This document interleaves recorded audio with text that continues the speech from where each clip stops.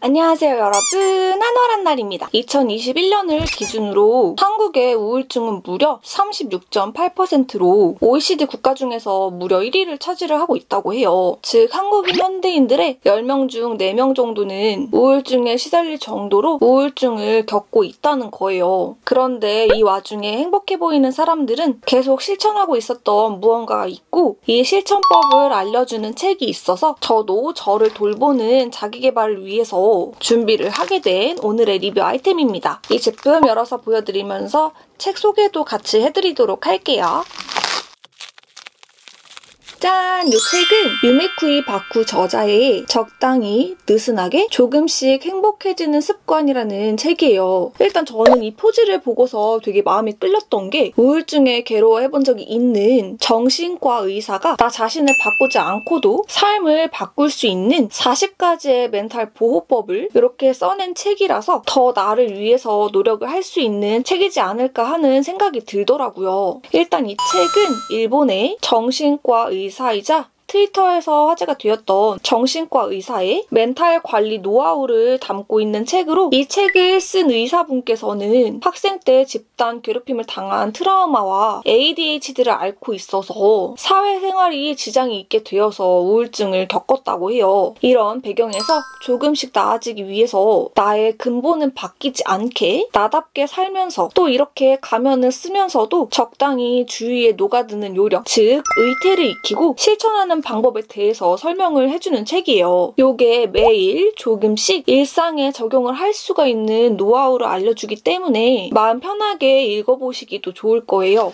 목차를 차례대로 보여드리면 이렇게 1장, 나는 왜 사는 게 힘겨울까?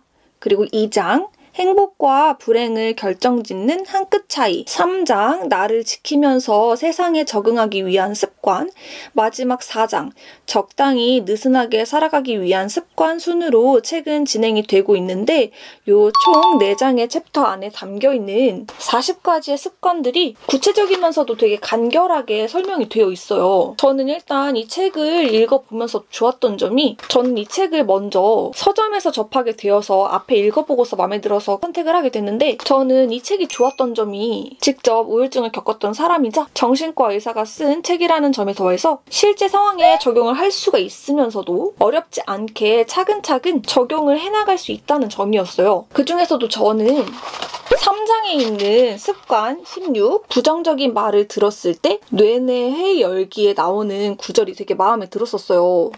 이 부분에 대해서 구절 살짝만 읽어드리면, 타인에게서 이래서는 안 되는 거야 같은 매정하고 심한 말을 들었다고 가정을 해봅시다.